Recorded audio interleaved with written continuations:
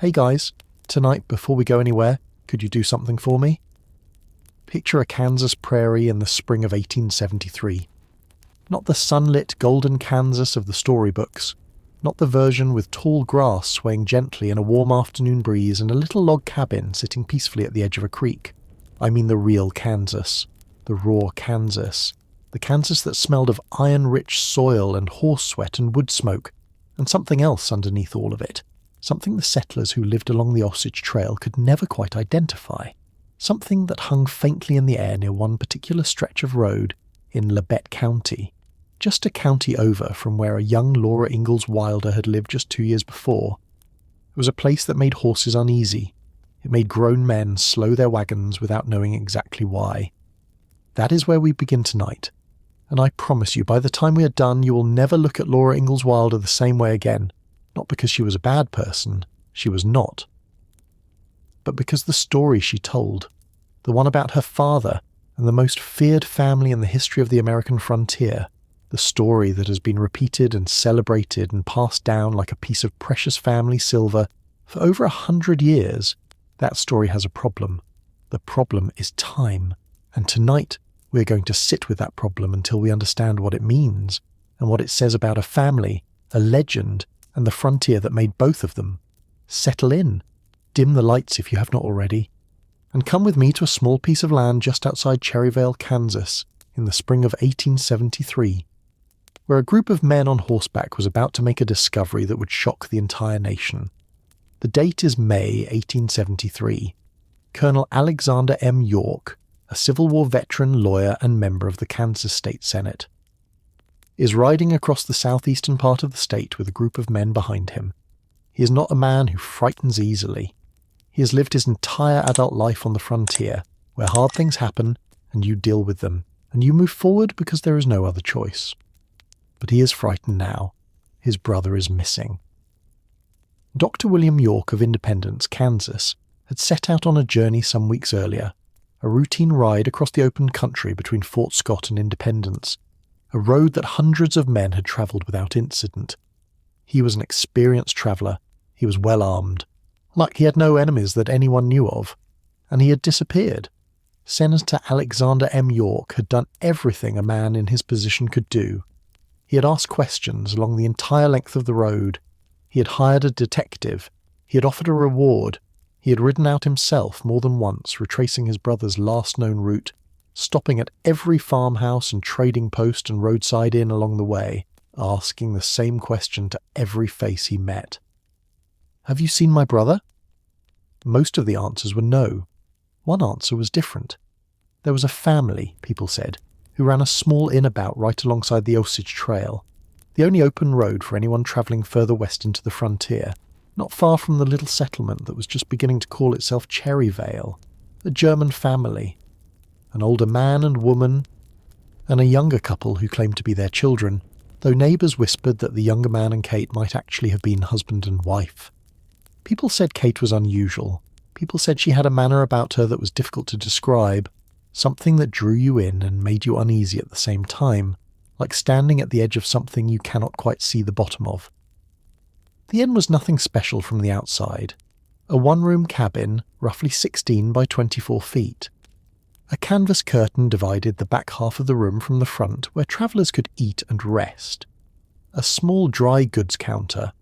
A trapdoor in the floor, which the family explained was for storing vegetables. A garden behind the house, freshly ploughed. Always freshly ploughed. That detail had been noticed before. More than one person who had passed through the area mentioned it later after everything came out. The garden at the Bender place was always being turned, always had fresh soil on top, even in seasons when most people were not planting. At the time, people had filed it away as nothing, a family that liked to garden, a family that took their land seriously. Nobody looked any closer. Not until May of 1873, when Alexander York was joined by a township trustee and hundreds of local volunteers who converged on the farm. They didn't just dig. They physically lifted the cabin and moved it aside to search the earth beneath. The first body they found was Dr. William York. His skull had been caved in from behind. His throat had been cut. He had been stripped of valuables and dropped into the earth as a stone dropped into a well, without ceremony, without marker, without any of the dignity that the living owe to the dead. They kept digging. By the time they were done, they had pulled at least 8 bodies from the earth around the Bender homestead. Later searches would bring the total to 11 confirmed victims. And the physical evidence, the scattered bone fragments and decomposed remains that could not be matched to any of the known bodies, suggested the real number might have been considerably higher. Some historians believe it could have been more than 20. 11 confirmed victims were buried in the garden and surrounding land on a Kansas farm. The oldest victim was a man in his 50s. One of the victims was a young child. Contemporary accounts placed her age at anywhere from 18 months to 8 years old, and the historical record has never fully resolved the dispute. She had not been killed the same way as the adults. At the time, horrified newspapers across the country reported a detail that made the nation's blood run cold. They claimed the evidence suggested the child had been buried alive, though modern historians still debate whether this was frontier sensationalism or a grim reality. America, in the spring of 1873, had never seen anything like this. Not like this. Not a family. Not a woman front and centre, drawing victims in with conversation and charm and the promise of a warm meal on a cold night. Not a system, deliberate and practiced and refined over more than 2 years of operation. Right there on one of the busiest travel corridors on the Kansas frontier. The newspapers called them the Bloody Benders, and within weeks, the name was on the front page of every major paper in the country. Here is the first thing you need to understand about the Bloody Benders, and it is important because almost everything else you may have heard about them has been filtered through decades of legend, yellow journalism, and true crime sensationalism that has a very particular interest in making the story as monstrous as possible. The basic facts are documented. The rest is considerably murkier. What we know with confidence is this. A family of 4, who appear to have been German immigrants, arrived in Labette County, Kansas, sometime around 1870 and 1871. They filed a homestead claim on a piece of land in Osage Township, in the southeastern corner of the state, all along a well-travelled road that connected the settlements of the region to the Indian nations to the south, and to the rest of Kansas to the north. The older man, who called himself John Bender, was described by people who encountered him as gruff and largely silent. He spoke poor English. He did not make much of an impression on the travellers who passed through. His wife, who called herself Ma Bender, or simply Mrs. Bender, was similarly described as taciturn and difficult to read. Her real name has never been definitively established. Contemporary newspapers speculated she had been born Elmira Hill Mark in the Adirondack Mountains, with multiple husbands and a violent past. But these accounts come from the same yellow press that shaped the entire Bender legend, and historians treat them with caution. The honest answer is that we do not fully know who she was. The younger man, who called himself John Jr., used the name John Gebhardt at various points. While they claimed to be brother and sister, many neighbours later suspected he and Kate were actually a couple posing as siblings. Historians believe both he and the older John took turns behind that curtain, delivering the lethal blows while Kate kept the victims distracted. He was the one with the physical strength to do what was done to those bodies, and later historical analysis has suggested he was probably the operational heart of what the Benders were doing, even if Kate captured all the attention. And then there was Kate. Kate Bender was, by all contemporary accounts, unlike anyone most travellers had ever met. She was young, probably in her mid-20s, and she was striking. Though descriptions of her appearance vary enough to suggest that what people really remembered was not her face, but the effect she had on a room. She gave public lectures at some point on topics connected to spiritualism, which was a significant movement in America in the 1870s, drawing enormous crowds of people who believed in communing with the dead. She was charming and direct and intellectually forward in a way that was genuinely unusual for a woman in her position and time. She was also, the evidence strongly suggests, part of a murder operation that lasted for at least 2 years and claimed at least 11 lives. The method was consistent and deliberate. A traveller would stop at the Bender Inn, drawn in by the promise of a hot meal and a place to rest. Kate would take the lead in conversation, warm and engaging, drawing the traveller's attention to her. The traveller would be seated in a particular spot with their back to the canvas curtain that divided the room. Behind that curtain, either the older John or John Jr. waited with a hammer. The blow came from behind, skull crushed, throat cut over the trapdoor which dropped into a cellar just large enough to hold a body while the family cleaned up, then out to the garden under cover of darkness. By the time the next traveller arrived, the soil was freshly turned again. Nobody noticed, not for 2 years. The victims came from all across the region, men travelling alone, families passing through, at least one child. Most of them were robbed of whatever cash and valuables they were carrying. None of them was expected back any time soon. They were travellers, which meant their absence could be explained 100 different ways by 100 different people, who never had to compare notes with one another. It was, in the grim vocabulary of criminal historians, a nearly perfect operation. Nearly perfect.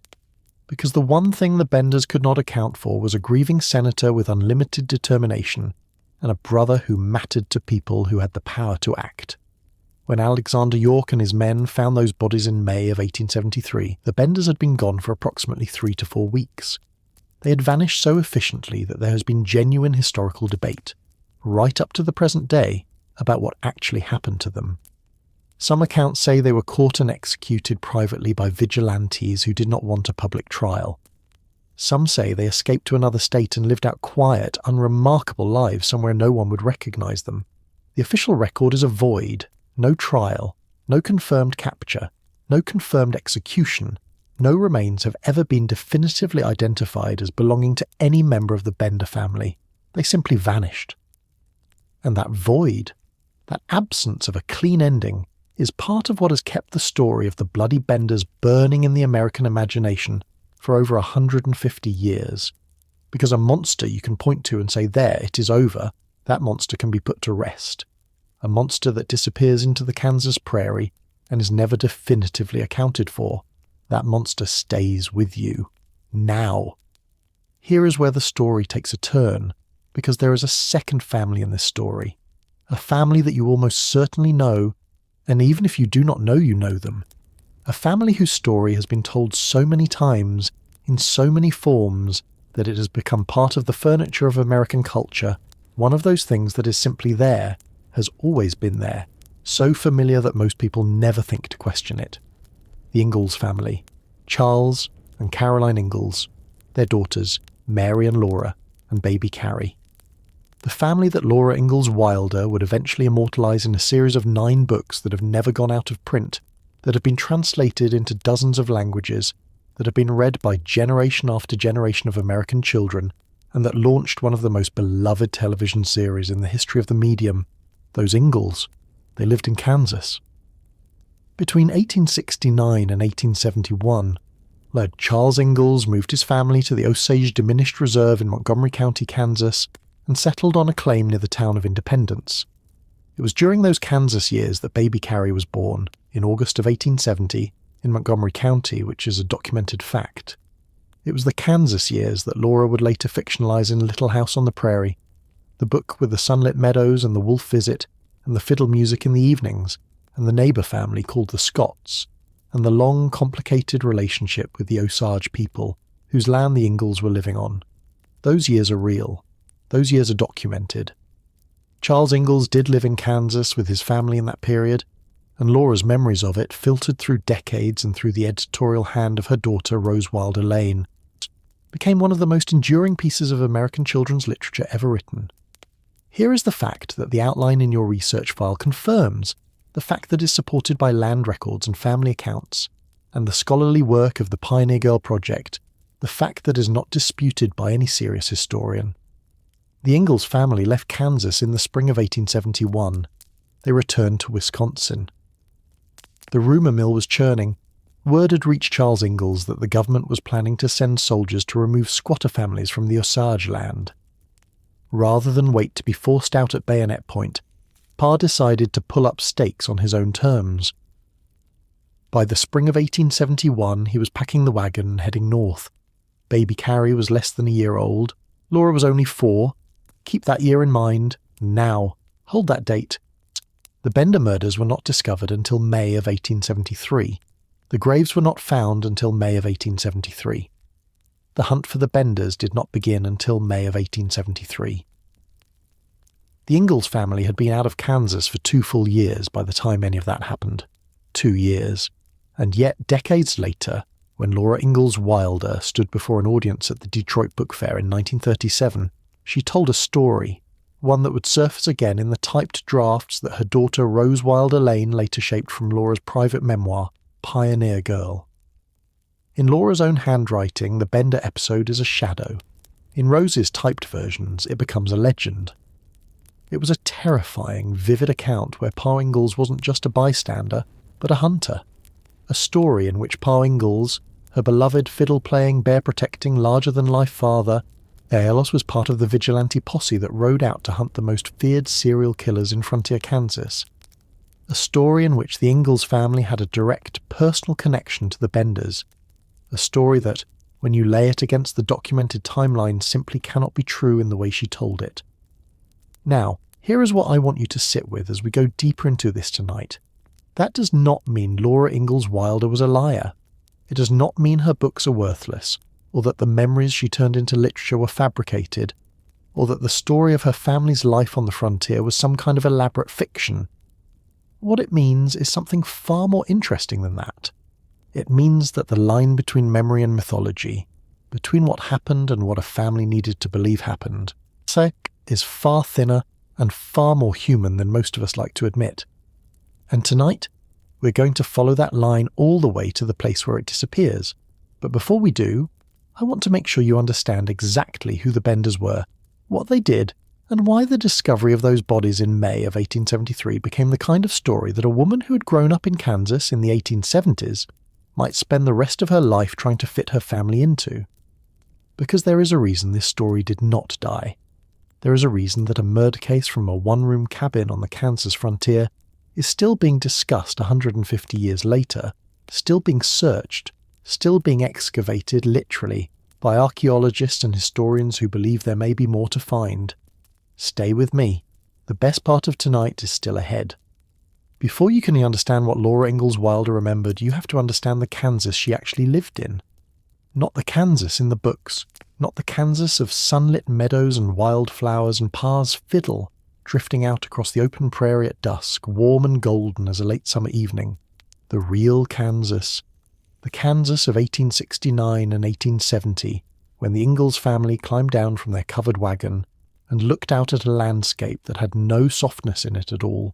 Not yet, not for them, not for any of the families streaming into the territory from Wisconsin and Illinois and Missouri in those years, pulled westward by a rumour and a hope, and the specific kind of restlessness that Charles Ingalls carried in his bones like a second skeleton.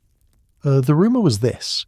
The federal government was about to open Indian territory in Kansas for settlement.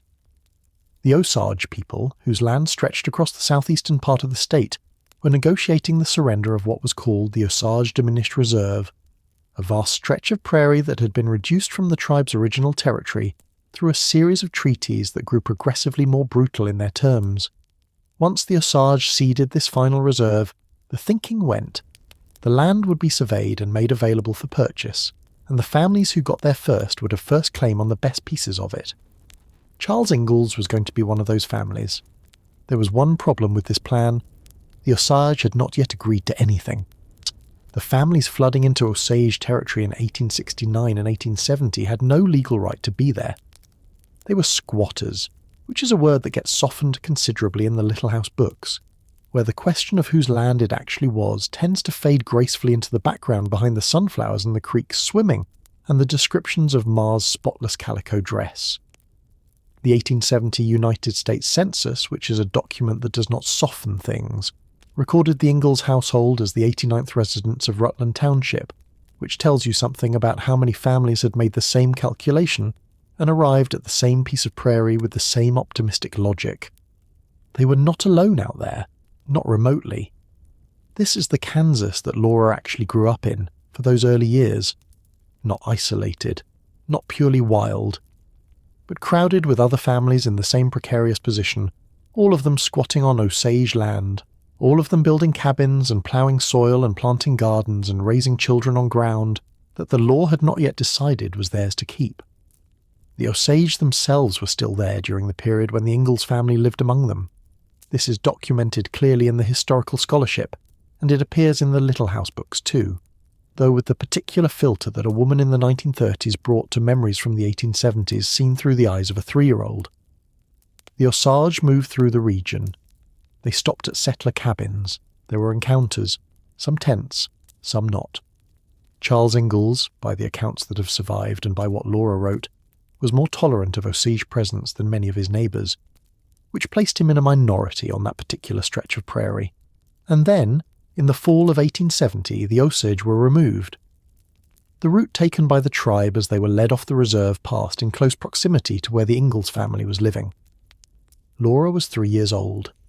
What she saw, or what she remembered, or what she was told about later, filtered into her writing decades later with the complexity of a child's perception trying to hold something an adult could only partially understand.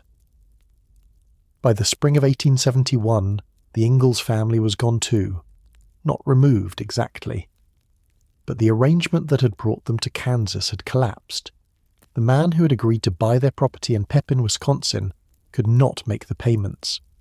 The Osage Reserve was being surveyed for sale, but preemption land required cash, and without the Wisconsin money, Charles did not have the cash. The reasons, like most of the reasons for the Ingalls family's perpetual westward motion, were layered and practical and slightly heartbreaking. A combination of optimism and bad timing, and the specific economics of frontier life that never quite worked out the way a man with Charles Ingalls' appetite for new country expected. They packed the wagon. They headed back to Wisconsin. Baby Carrie was not yet a year old. Laura was 3.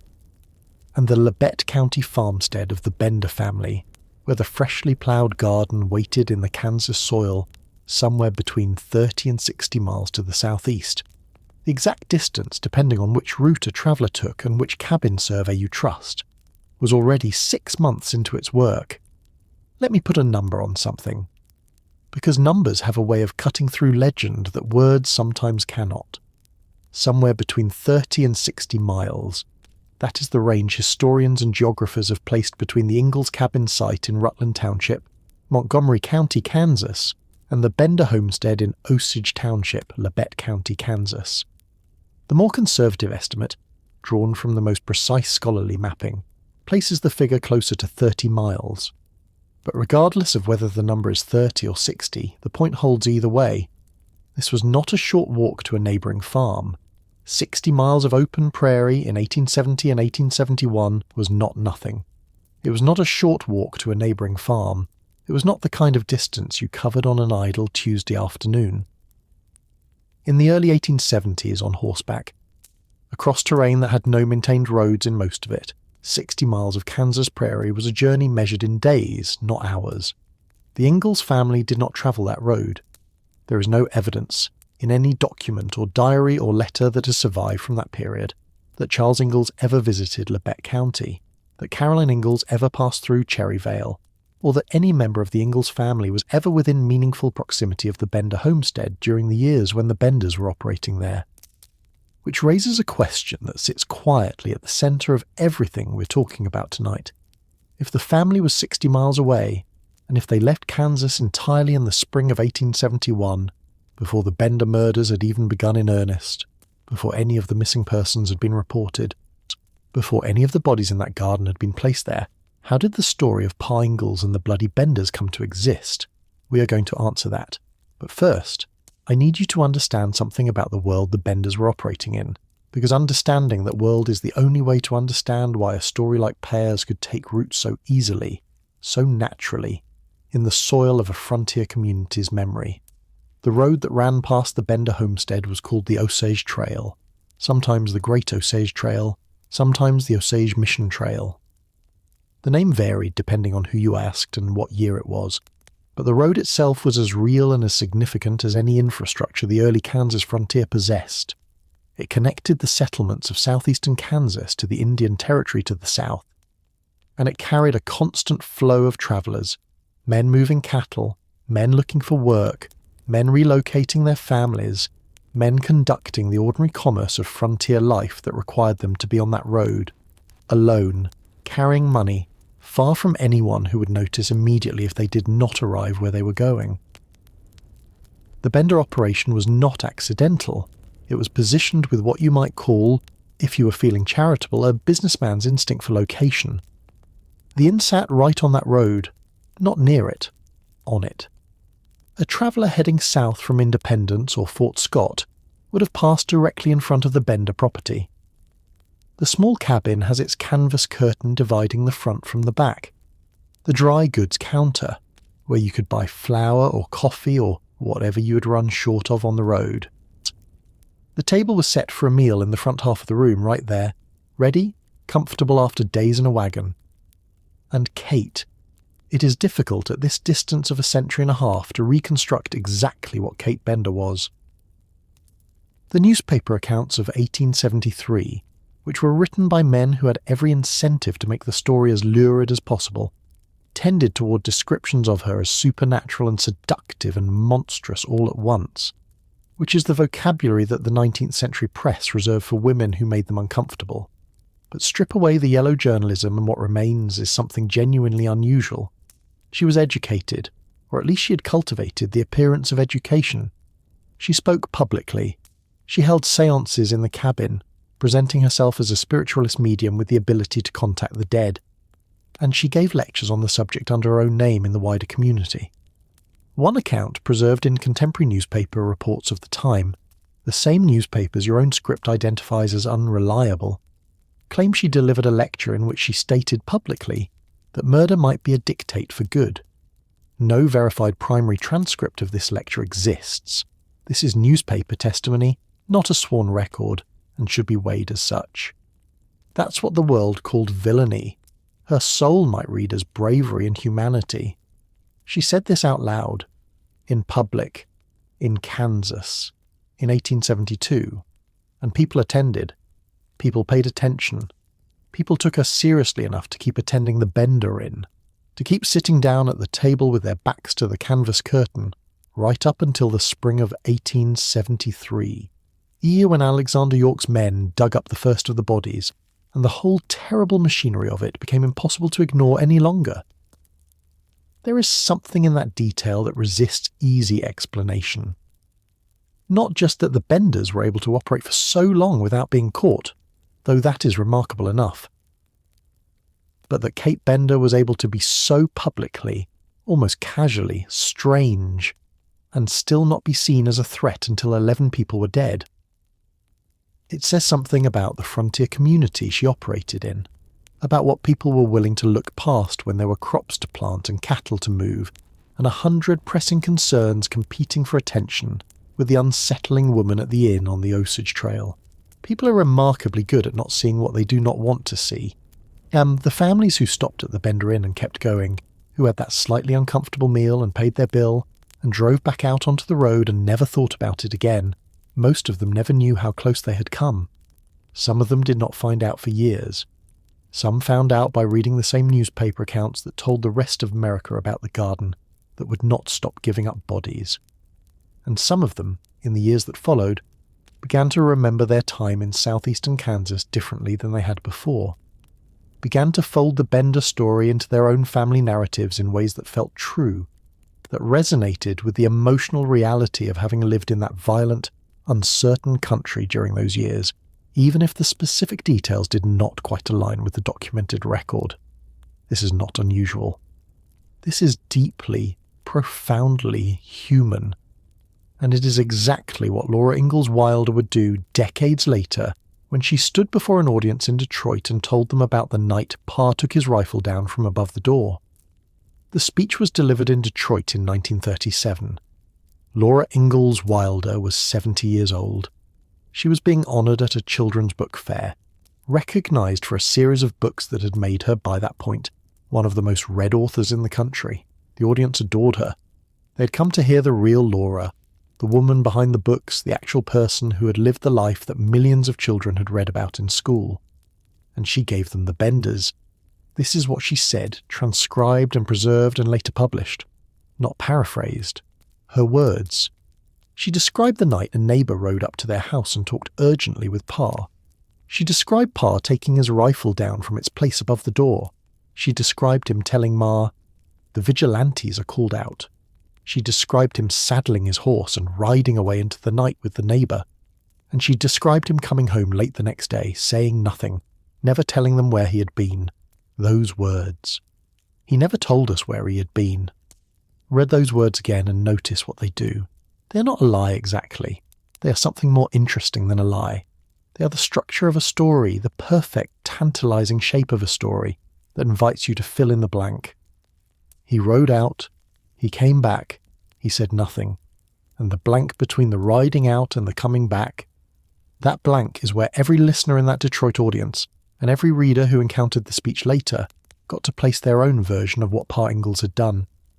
The vigilante rides, the hunt across the prairie. Pa, with his rifle and his quiet courage, helped bring the bloody benders to whatever justice they received. It is a magnificent piece of storytelling, and it cannot have happened the way she described it, because in May of 1873, when the Bender bodies were discovered and the vigilante posse rode out across Labette County, the Ingalls family was in Walnut Grove, Minnesota, not in Kansas, not anywhere near Kansas, more than 400 miles away. Now, before you close your eyes and reach for your phone and write a comment defending Pa Ingalls, I want you to hold on. Because what we are really talking about tonight is not whether Charles Ingalls was a hero or a coward or a participant or an innocent. We are talking about something far older and far more universal than one man and one family on one stretch of Kansas prairie. We are talking about what happens to memory when it passes through time. We're talking about what happens when the stories a community tells about itself, the stories that make sense of the danger and the hardship, and the closeness to violence that frontier life demanded, get absorbed into individual family histories by people who are close enough to feel the gravity of those events, even if they were not present for them. Frontier communities had a habit of doing this. Not just this community, not just the Ingalls. It was everywhere on the Kansas frontier in the 1870s and 1880s, as the territory settled and became a state and began to look back at itself and construct the mythology of what it had been.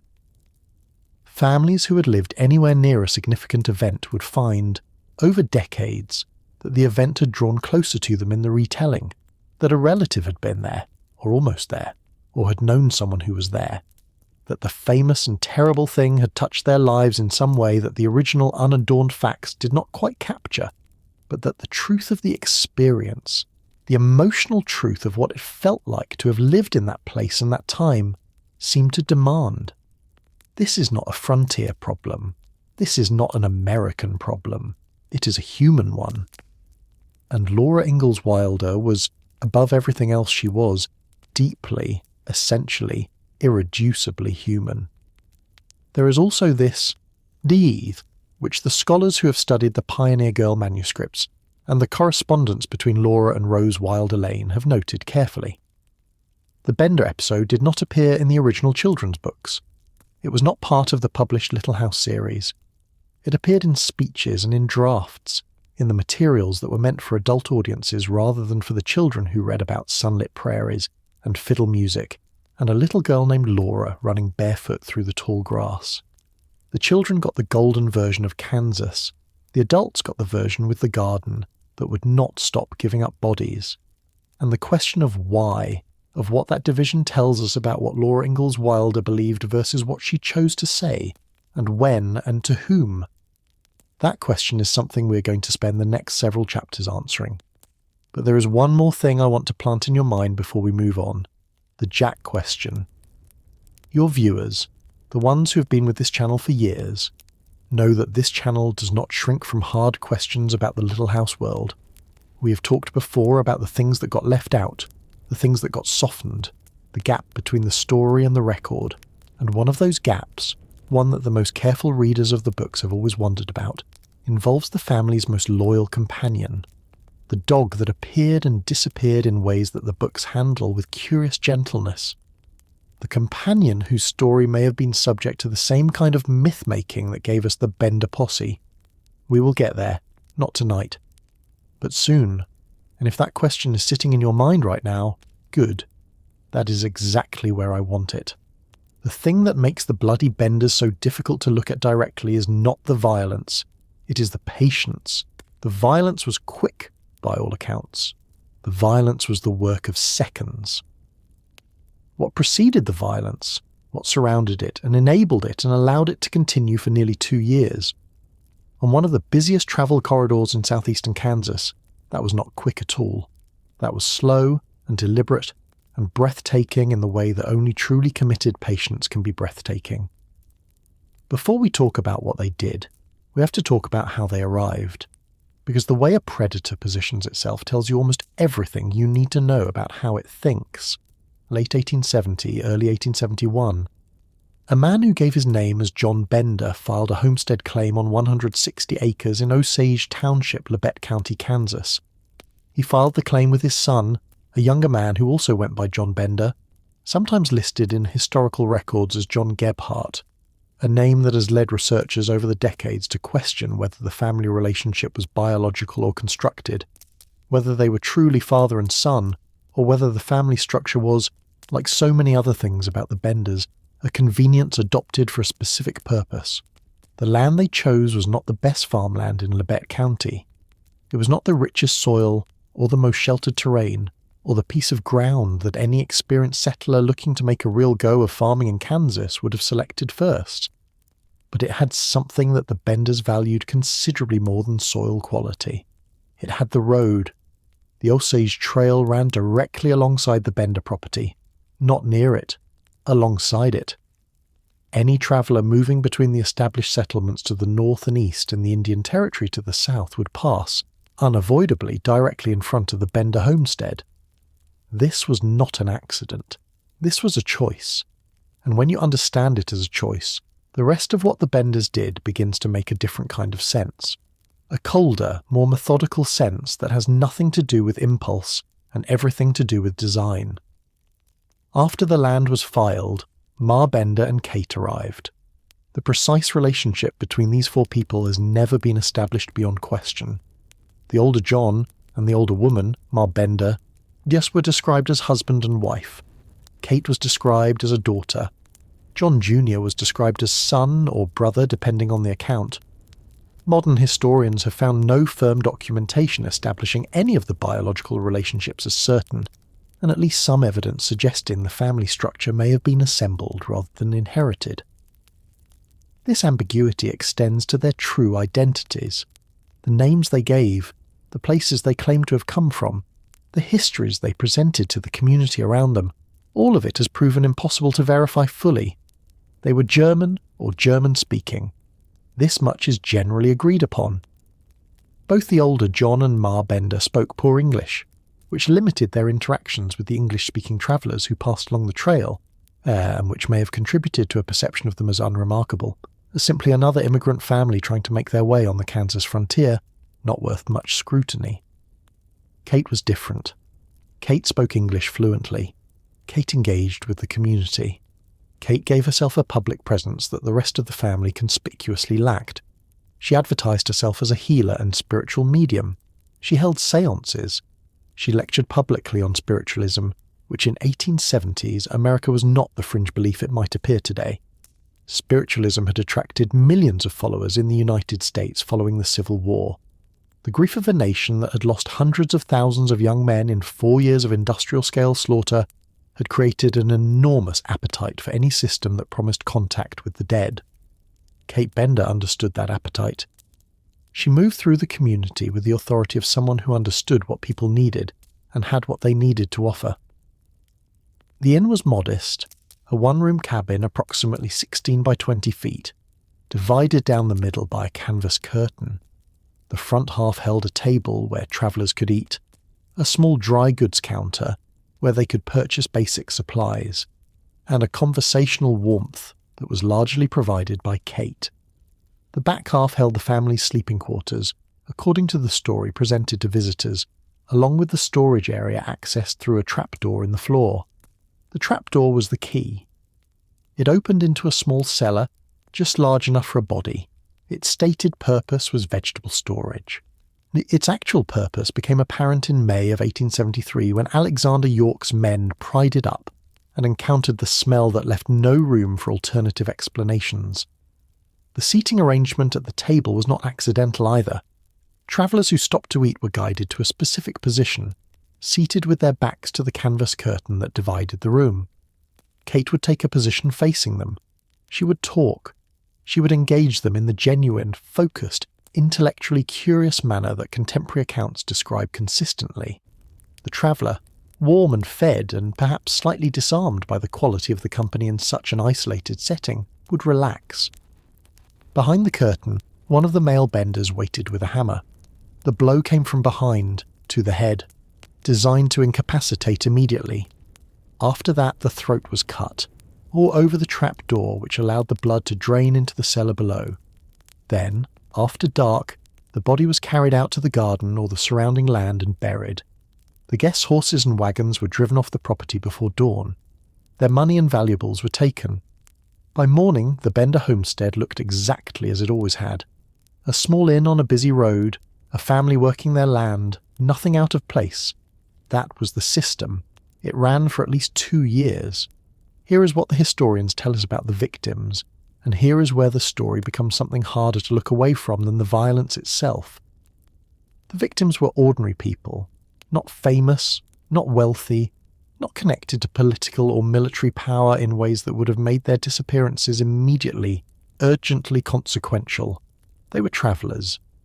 Men moving cattle, men looking for work, men in the process of relocating their families to new land further south, families passing through with children who were tired of the wagon and hungry for a hot meal, men conducting the ordinary commercial business of frontier life, which required them to carry cash, which made them worth killing. The established victim list, drawn from the 1873 investigation and from subsequent research, includes at least 11 confirmed names, though historians and archaeologists believe the actual total may have been higher. The youngest identified victim was an 8-year-old girl. She had not been killed the same way as the adult victims. The physical evidence examined during the exhumations indicated she had been buried alive. Her name was Mary Ann Longcore. She was travelling with her father, George Newton Longcore. Her mother had died months earlier before this journey. George had been murdered in the standard Bender fashion. Mary Ann was found in the grave with him. The investigators who exhumed those bodies in May of 1873 were not squeamish men. They were frontier lawmen and citizens who had seen hard things, and the accounts that have survived from that day describe a reaction to the child's body that went beyond the professional grimness with which the adult victims were handled. The record shows men going quiet, men needing to step away from the exhumation. The body of a small girl, buried alive in a shallow grave on a Kansas farm, was something that broke through even the practiced detachment of experienced frontier law enforcement. Mary Ann Longcore is the victim. The true crime narratives about the Bloody Benders tend to handle quickly, if they handle her at all. She is harder to frame as a character in a lurid story than the adult victims. She does not fit the narrative of lone male travellers bringing their fate upon themselves by stopping at the wrong inn. She was 8 years old. She was travelling with her father. She had no choices in any of this, none at all. The disappearances along the Osage Trail had been noticed before the York investigation. This is the part of the story that the communities around the Bender homestead did not talk about afterward. People knew, not that the Benders were killers, not exactly, not in a specific, articulable way that could be brought to a sheriff and documented as evidence, but they knew something. Travellers had been vanishing along this particular stretch of road in numbers that could not be explained by accident or ordinary frontier hazard. The Bender garden was always freshly ploughed, in seasons when most people were not planting. Horses and wagons appeared and disappeared from the property in patterns that, in retrospect, were not explainable by legitimate commerce. There is a detail in the historical record noted in multiple sources about a visit that Senator Alexander York had paid to the Benders themselves, weeks before his brother disappeared. He had gone to the inn as part of his investigation into other missing persons along the trail, asking questions, looking for information. He had spoken with Kate. He had eaten at the table. He had sat with his back to the canvas curtain.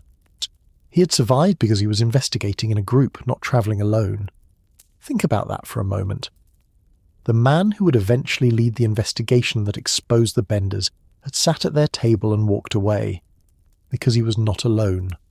Because the system only worked on solitary targets. Because Kate Bender, across the table from him, had been calm and informative and showed no outward sign of anything except the helpful manner of a local businesswoman trying to assist an official inquiry. She sat across from the man who would eventually dig up the bodies in her garden, and she helped him. That is not the behaviour of someone acting on impulse. That is not the behaviour of someone who kills out of anger or desperation or momentary madness. That is the behaviour of someone in complete control of themselves and their environment, someone who'd been doing this long enough to have developed the kind of composure that only comes from practice. Kate Bender was, by every available measure, one of the most dangerous people in frontier Kansas, and for 2 years she sat at a table 16 miles from the county seat and served hot meals to travellers, and nobody stopped her. Dr. William York disappeared in late March or early April of 1873. He had been travelling from Fort Scott to Independence, a journey he had made before. He was a physician, well known in the community, the kind of man whose absence would not go long unnoticed. His brother, Senator Alexander York, had the political weight to demand answers and the personal resources to pursue them. When Dr. York did not arrive in Independence, his brother began the investigation that no one had yet been able to sustain long enough to produce results. Alexander York retraced his brother's likely route. He interviewed people along the road. He organised a formal search that brought together local citizens, law enforcement, and eventually a delegation of community leaders into the investigation. In mid-April of 1873, this group visited the Bender homestead. They spoke to Kate. They found nothing immediately actionable. They left. Within days, the Benders were gone. The departure happened sometime around the middle of April 1873. The exact date is not established with precision. What is established is that it was fast, and that it left behind a homestead in the state of something interrupted rather than concluded. The dry goods counter still had stock on it. Dishes were on the table. The family's animals, including a cow, were still on the property. Whatever the Benders saw in Alexander York's investigation, perhaps the scale of it, perhaps a specific question that made clear the circle was closing, it was enough. They ran. When the investigators returned to the Bender homestead after the family's flight was confirmed, the smell from inside the abandoned cabin was the first indication of what was underneath it. The trapdoor was opened. The cellar below was empty of bodies. The Benders had moved most of their victims to the garden, but the evidence of what had happened in that room was beyond interpretation. They began to dig in the garden. The first body was Dr. William York. His brother identified him. In the days that followed, the searchers found 8 more bodies in the orchard and garden of the Bender homestead. Later investigations, including modern archaeological work by researchers from the University of Kansas, have suggested there may be more remains on the property that have not yet been recovered, that the confirmed 11 victims may represent only part of the true total. The news broke across the country within days. The Kansas newspapers had the story first, and they ran it the way frontier newspapers ran sensational material, which is to say, with every dramatic detail maximised and every gruesome particular rendered in the most vivid language the correspondent could manage. Within a week, papers in Kansas City and St. Louis and Chicago and New York were carrying the story of the Bender family, the roadside inn, the trapdoor, the hammer, the garden that had been keeping its secrets for 2 years. America had encountered serial killers before, in the sense that multiple murderers had existed and been prosecuted throughout the country's history. But this was something that felt new. Not one killer. A family. 4 people, working together, operating an ordinary-looking business on a public road, luring travellers in with the promise of food and warmth, and the particular draw of Kate's conversation. The collaboration was what disturbed people. The domesticity of it. The inn. The meals.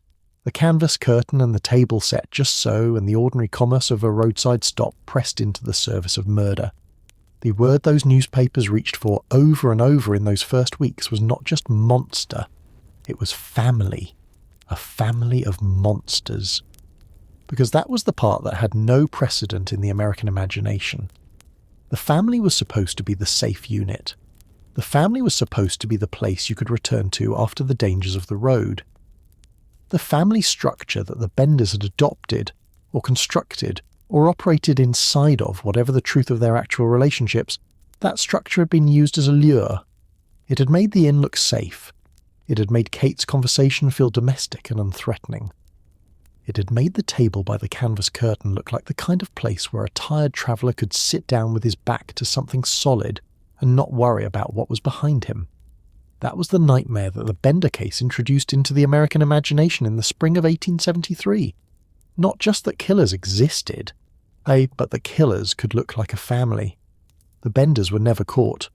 That sentence deserves a full stop and a moment of stillness, because it is the part of the story that most retellings rush past in order to get to the more satisfying elements of the legend. But the absence of a resolution is not a minor detail. It is the gravitational centre of everything that came after. Rewards were posted immediately. Governor Thomas Osborne of Kansas issued an official proclamation naming the Bender family and offering a reward for their capture. The proclamation gave descriptions of all 4 members of the family, the physical details that investigators had collected from travellers who had passed through the inn and survived. The descriptions were accurate enough to be useful, but not specific enough to be definitive. They were, ultimately, the descriptions of 4 people who had been doing everything in their power to be unmemorable. The searches went on for years. Suspects were arrested in other states. Women who resembled Kate Bender were brought in for questioning. Men who resembled John Jr. were held and interrogated. None of them, on examination, could be conclusively proven to be members of the Bender family. Some of the identifications were clearly mistaken. Others were more ambiguous, cases where the person in custody might have been a Bender or might not have been, and the evidence was simply not strong enough to establish which. There is a theory, held by some historians and persistently repeated in local Kansas tradition, that the Benders were caught by a vigilante group shortly after their flight and executed privately. Their deaths kept quiet to spare the state the expense and publicity of a trial. This theory has been circulating since the 1870s. It has never been confirmed by a single piece of documentary evidence. No remains have ever been definitively identified as belonging to any member of the family. No participant in any alleged vigilante execution has ever produced a credible, verifiable account of what happened. Another theory, equally persistent, holds that the Benders successfully escaped and lived out unremarkable lives somewhere beyond the reach of the Kansas authorities. That Kate Bender became someone else entirely, took a different name, moved to a different part of the country, and died quietly decades later in a town that had no idea who she was. This theory is also unconfirmed. The documentary record simply stops. The Bender family walked away from their homestead in April of 1873 and stepped off the edge of the historical record into a void that has never been filled. This is the aspect of the Bender case that historians find most honest to admit, and true crime narrators find most uncomfortable to accept. There is no ending. There was never an ending. The investigation ran for years and produced multiple suspects and multiple false conclusions, and ultimately no resolution that any serious historian is willing to stake their credibility on. The Benders got away, or they were killed by vigilantes who kept no records, or something in between, something that does not have a clean narrative shape. And that void, that space where the resolution should be, is precisely the space that stories have been rushing to fill for 150 years. Including one story told by an elderly woman at a children's book fair in Detroit in 1937 about her father and his rifle and the night the vigilantes were called out. Now you understand exactly what she was filling in. Not malice. Not fabrication in the calculating sense. The Benders had left a silence in the Kansas prairie the size of justice itself. And Laura Ingalls Wilder, who had grown up in that prairie, who had breathed the same air and felt the same vastness, and understood what it meant to have lived in a place where something that terrible had happened, without resolution, without closure, without anyone being held accountable for 11 bodies in a garden and a young child, buried alive in a Kansas orchard, a girl whose age the newspapers could not agree on, but whose death no account has ever disputed. She had filled that silence the only way a storyteller knows how. With a story. Whether Pa was in it or not. Here is where we have to be honest with each other. You've been watching this story like a detective, following the trail from the Osage Trail to a canvas curtain, to a trapdoor to 11 graves in a garden. And you have arrived at the same place every person who has ever studied this case arrives, eventually. A wall. The benders vanished. The graves were real. The hammer was real. The silence that followed them out of Kansas was real. And into that silence, into that exact specific void where justice should have lived, something else walked in. A story. Not one story. Dozens of them. And they did not walk in quietly. This is the part of our investigation that shifts from the crime scene to the courthouse of public memory. Because what happened after 1873 is in many ways just as important as what happened in 1873. Maybe more so, because the benders themselves are gone. But what America built from them, that is still here. And one of the most powerful architects of that construction was a woman you already know. Her name was Rose Wilder Lane. Rose was Laura's daughter. She was also, by the 1930s, one of the most widely published female journalists of her era, a professional whose bylines had appeared in the Saturday Evening Post, and whose work had taken her across Europe and to the aftermath of the Armenian Genocide. She had covered the Armenian Genocide. She had written for the Saturday Evening Post. She understood, in her bones, the way a professional storyteller understands, what an audience wanted. And what an audience wanted in the 1930s, was not complicated. They wanted danger that had been survived.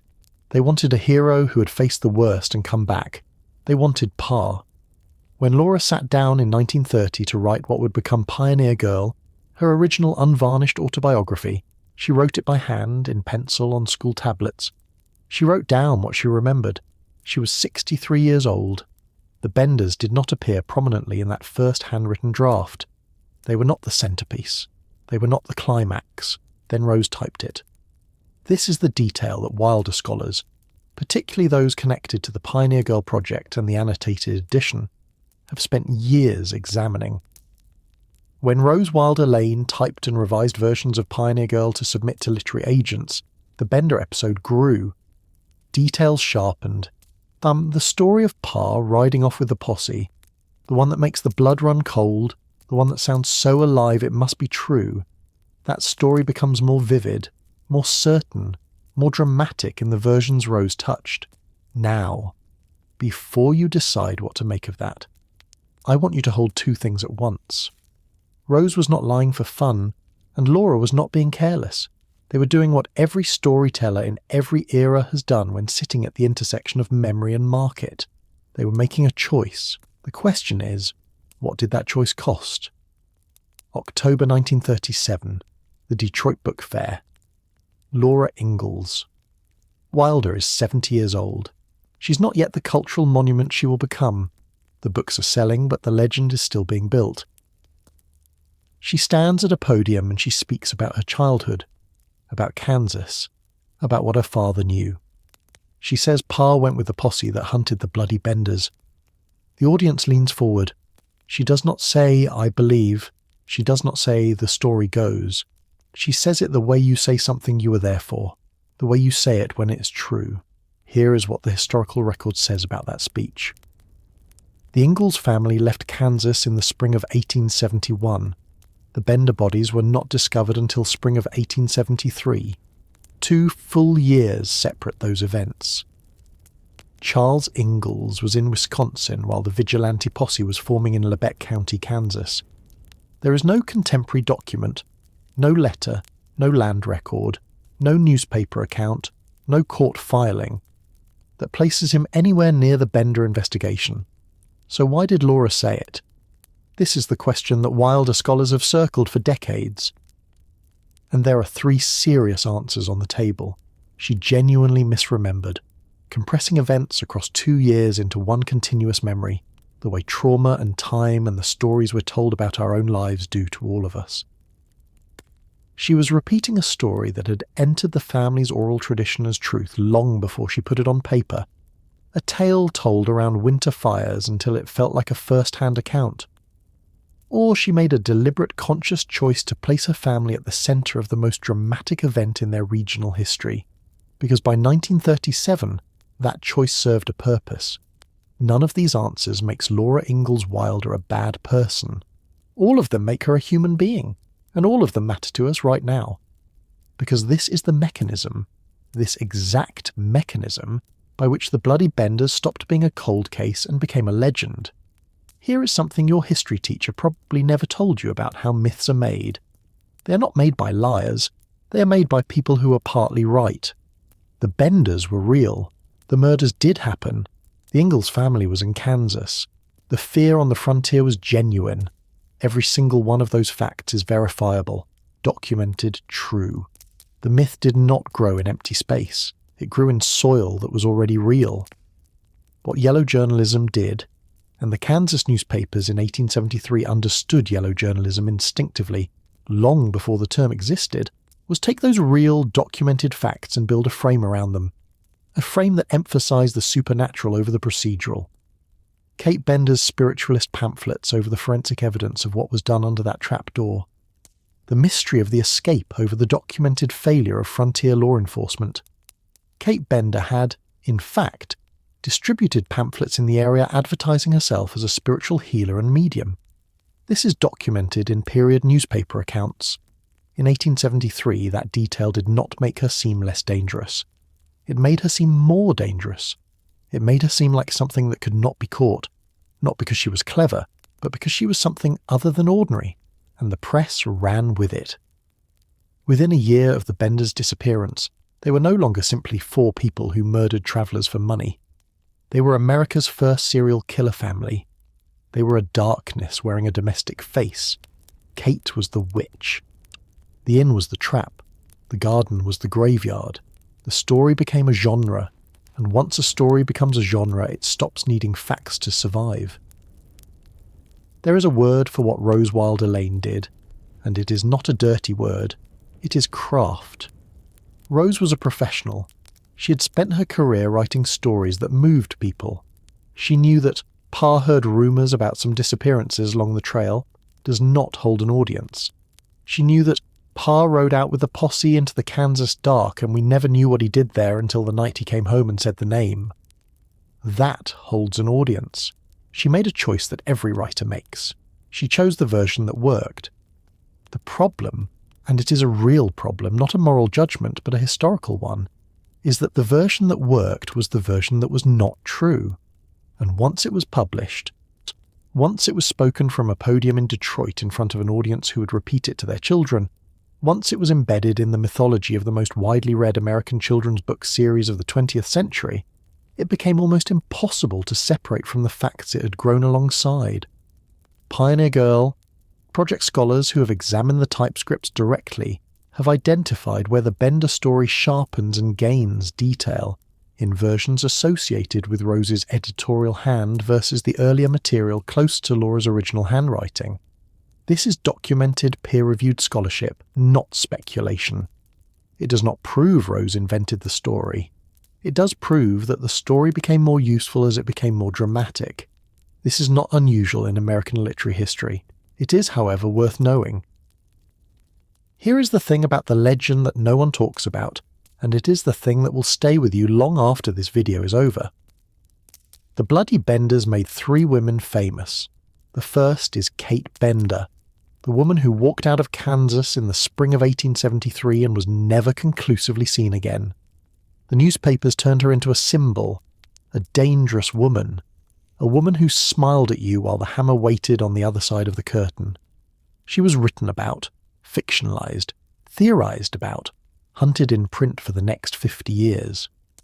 2 women were actually arrested in Michigan in 1889 or 1890. Sources differ on the precise year, accused of being Kate and Ma Bender.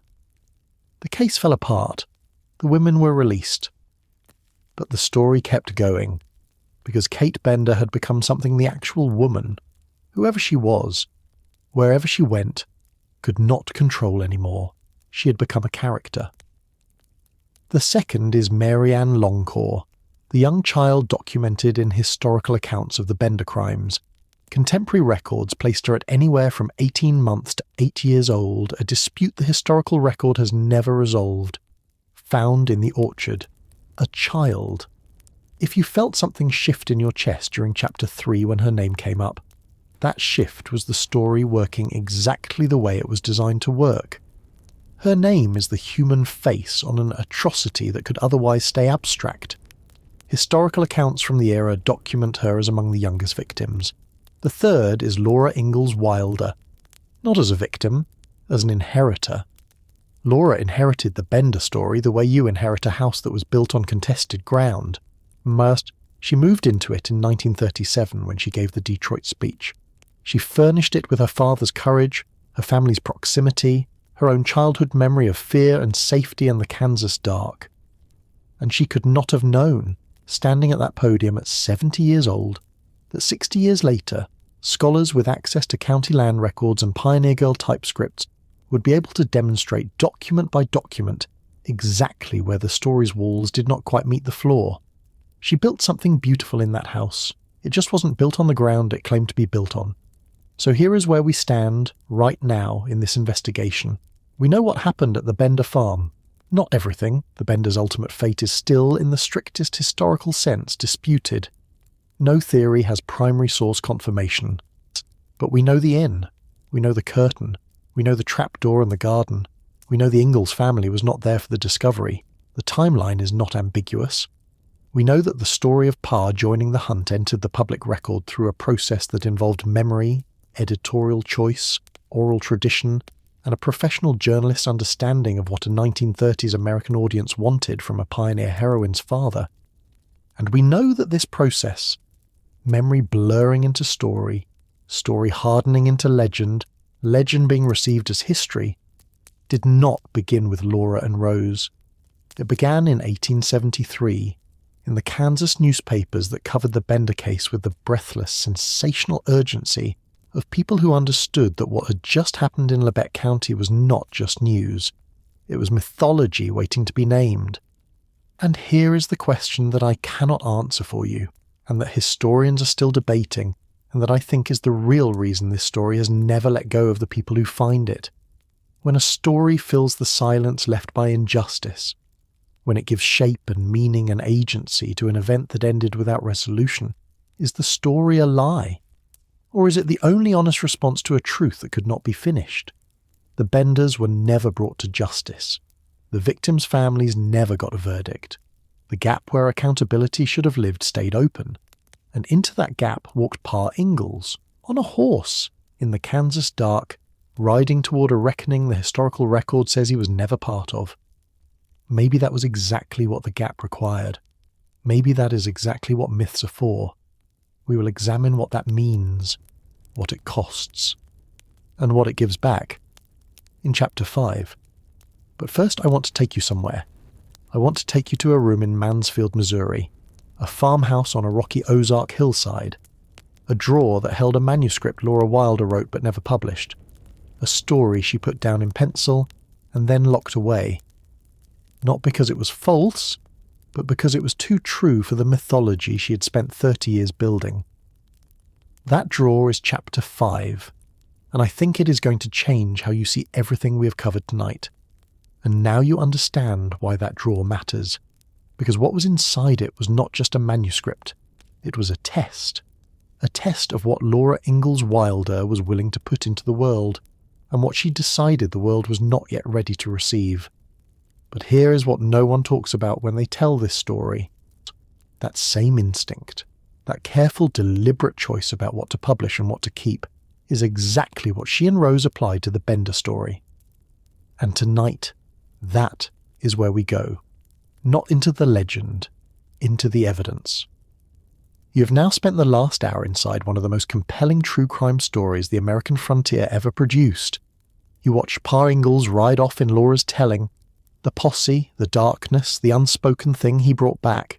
You watched Rose Wilder Lane sit at her typewriter and shape that memory into something sharper, more dramatic, more sellable than it had been in Laura's handwritten draft. You watched a 1937 audience at a Detroit book fair hear a 70-year-old woman describe the night her father hunted serial killers.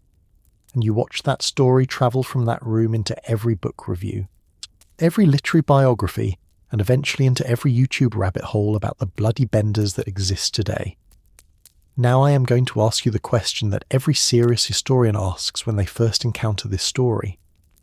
If Charles Ingalls was in Kansas in the spring of 1873 riding with a vigilante posse to dig up bodies at the Bender farm, where is a single piece of paper that says so? One document. That says so.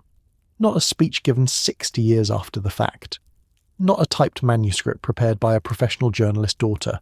Not a family story passed down through a woman who was 4 years old when she lived in Kansas. A document, a land record, a newspaper account, a letter, a court filing, a census entry, anything. We're waiting. Here is what the historical record actually contains. And this is where this documentary earns the right to make its claim. The Ingalls family arrived in Montgomery County, Kansas, near present-day Independence, in the fall of 1869. Carrie Ingalls was born in Montgomery County in August 1870, and that birth is in the civil record. That is a verified primary document. That is not in dispute. By spring 1871, the family was gone. Land filings and subsequent scholarship confirm the Ingalls never registered a legal homestead claim on their cabin site, which means they were squatters on Osage diminished reserve land. And when the government moved to enforce removal of illegal settlers from that land, the Ingalls family was among those who left. They returned to Wisconsin. This is not controversial among historians. This is the consensus. Now here is the Bender side of the same timeline. John Bender and John Jr. registered their 160 acres in Osage Township, Labette County, a different county, further south along the Osage Trail, in late 1870 or early 1871, roughly as the Ingalls were preparing to leave the region. The Bender Inn began operating shortly after. The disappearances along the trail accumulated through 1871, 1872, and into early 1873. The discovery happened in the spring of 1873. That is when Dr. William York vanished, when his brother, Senator Alexander M. York, organised the search, when the abandoned Bender cabin was found, when someone pried open the trapdoor, when the bodies began to come out of the garden and the orchard. At least 9 to 11 confirmed victims. Spring 1873. The Ingalls family had been gone from Kansas for approximately 2 years by that point. That is not a footnote. That is the entire argument. Now, and this is the moment where good documentary making separates itself from true crime entertainment, we do not simply declare the story a lie and move on. We ask the harder question, what do the people who have spent their careers studying this actually say? The Pioneer Girl Project, based at the South Dakota State Historical Society, has published the most rigorously annotated version of Laura's original autobiography that exists. Their scholars, working from the original handwritten manuscript and from Rose's typed versions, have analysed the Bender episode in detail. Their conclusion, which you can read in the Pioneer Girl Project blog essays on the Benders and on Pa Ingalls, is careful but clear. The story Laura tells in her 1937 Detroit speech does not appear in her original handwritten Pioneer Girl manuscript. It appears in Rose's typed versions. That is a documented, traceable difference between the original record and the commercially prepared version that went out to publishers. That does not automatically mean Rose invented it from nothing. It may mean Laura told Rose something verbally that she had not written down. It may mean Rose sharpened a vague family memory into a specific dramatic scene, as she demonstrably did with other episodes in the series. It may mean Laura, in 1937, was drawing on decades of Kansas newspaper coverage of the Bender case and unconsciously placing her father into a story she had absorbed over a lifetime. What it does not mean is that Pa Ingalls rode with the 1873 posse. The timeline makes that impossible. Here is something that almost no documentary about this subject does, and it is the thing that will make yours different from every other video in this space. We are going to run the claim through the same confidence scoring system that historians use, not the popular version, the academic version. Claim. Pa Ingalls helped hunt the bloody Benders. Tier 1 sources, contemporaneous documents from the 1870s. Nothing. No Kansas newspaper from 1873 names Charles Ingalls in any report about the Bender investigation. No government proclamation or reward notice mentions him. No land record, court document, or eyewitness account from anyone present at the exhumations in Labette County in 1873 includes his name. Tier 2 sources, peer-reviewed scholarship, disputed, leaning against. Scholars from the Pioneer Girl Project note the story's absence from Laura's original manuscript and its introduction in Rose's typed drafts. Tier 3 sources are local histories and serious archival essays, uncertain. Some accounts preserve a tradition that area settlers participated in informal posses, but none name Ingalls specifically. And the final tag, the one that honest scholarship requires, myth, as told in its specific form. The specific claim that Pa Ingalls was physically present at the Bender farm in 1873, riding with the posse, part of whatever happened to the Bender family after they fled, is a myth in the technical historical sense. It is a story widely repeated in popular media and fan circles that contradicts the best available evidence about where the Ingalls family was in 1873. But here is where we have to be precise, because precision is what separates this video from the content farm version of this story. Saying the posse claim is a myth does not mean the Ingalls family had nothing to do with the Bender world. The Osage Trail, the road that connected Independence to the southeast, running through the territory that became the Benders' hunting ground, passed near enough to the Ingalls world that the rumours of missing travellers, the fear of that particular stretch of road, may well have reached them while they were still in Kansas. The crimes were happening while they were nearby. The community anxiety about disappearing travellers along that route was real and documented. What Laura may have carried out of Kansas, not as a 4-year-old's direct memory, but as a piece of family history she absorbed from her parents in later years, was a proximity to fear, a sense that her family had existed in the same geography as something terrible. That is not the same as Pa riding with vigilantes, but it is not nothing either. And here is the critical storytelling insight that historians like Pamela Smith-Hill and the Pioneer Girl Project scholars keep coming back to. The transformation from our family lived near where those murders happened to Pa helped catch the killers is exactly how legends work. It is exactly what yellow journalism had been doing with the Bender story since 1873. It is exactly what the media ecosystem that Rose Wilder Lane grew up in and professionally inhabited trained readers and listeners to expect. The story got bigger because big stories survive. Small ones don't. We need to spend a moment here with Rose because she's not a villain in this story, and treating her as one would be as historically inaccurate as treating the posse legend as fact. Rose Wilder Lane was a professional journalist, a good one. She had reported from Europe, from the Middle East, from rural America. She understood, at a cellular, professional level, that a story needs a shape to travel. She understood that a memoir about a settler family's brush with danger does not land the same way as a story about a father who rode out into the night to face the killers personally. When Rose sat at her typewriter and worked through her mother's handwritten Pioneer Girl draft, she was not lying. She was editing.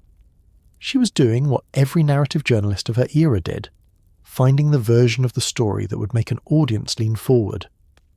The problem, and scholars have been careful about how they frame this, is that the line between sharpening a story and changing its facts is thin, and in the Bender episode the evidence suggests that line was crossed, not out of malice, out of craft, out of the particular blindness that comes from knowing a story should be dramatic and letting that knowledge guide your hand just a little too far.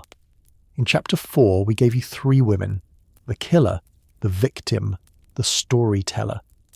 Now that you have the historian's verdict, look at those 3 women again through what you now know. Kate Bender, the killer, was real. The murders were real. The trapdoor and the hammer and the garden full of bodies were real. That part of this story requires no embellishment. It stands on its own as one of the most documented crimes in frontier American history. Primary sources, contemporary newspapers, government proclamations. The evidence for what happened at the Bender farm is among the most solid in this entire documentary. The victim, the traveller who sat at that table, whose back was to the canvas curtain, who never reached wherever he was going, was also real. Multiple real people with documented names like Dr. William York, whose disappearance triggered the search that finally broke the case. Those victims deserve the precision and care we're giving to the evidence. They deserve not to have their story buried under mythology. And the storyteller, Laura, sharpened by Rose, writing from memory and craft and the particular pressures of the 1930s market, was doing what storytellers have always done. She was taking what was real and true and frightening and making it into something that could be passed down, that could be held, that could make a listener feel the weight of the frontier rather than just read about it in a textbook. The difference between what she did and what a historian does is not dishonesty. It is genre. The genre of memoir, especially memoir written for mass commercial audiences, especially memoir shaped by an editor as skilled as Rose, does not promise you primary sources. It promises you emotional truth. And the emotional truth of the Benders, for the Ingalls family, was real. They had lived near enough to that darkness to feel its shadow. What we're doing in this documentary is not attacking that emotional truth.